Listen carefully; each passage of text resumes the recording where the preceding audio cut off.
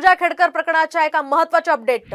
पूजा खेडकर प्रकरणामध्ये आता ती परदेशात पसार झाल्याची माहिती सूत्रांनी दिली आहे।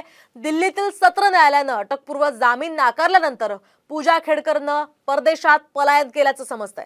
तर बोगस दिव्यांग प्रमाणपत्र मिळवल्या प्रकरणी दिल्ली क्राईम ब्रांच कडून पूजा खेडकरला अटक सुद्धा होण्याची शक्यता आहे। या संदर्भात आपण अधिक माहिती जाणून घेऊयात आमचे प्रतिनिधी अक्षय बडवे यांच्याकडून। अक्षय, काय अधिकची माहिती या प्रकरणात?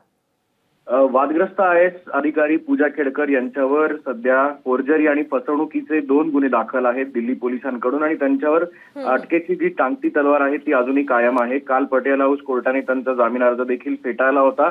त्यामुळे पूजा खेडकर सध्या कुठे आहेत असा प्रश्नचिन्ह सध्या उपस्थित होतं आणि त्याचप्रमाणे पूजा खेडकर यांना DOPTने देखील शोकॉज नोटीस जाहीर केली होती। त्याच्यावर देखील त्यांनी अद्यापही उत्तर दिलेलं नाहीये। त्यामुळे गेल्या काही दिवसांपासून पूजा खेडकर नॉट रिचेबल असल्यामुळे आता पूजा खेडकर यांनी परदेशात पलायन केलंय का अशा चर्चा देखील आता सुरू झाल्यात। मोहिनी, अगदी नक्कीच अक्षय, या संदर्भातले अपडेट जाणून घेत राहणार आहोत। तुर्तास धन्यवाद दिलेल्या सविस्तर माहितीसाठी।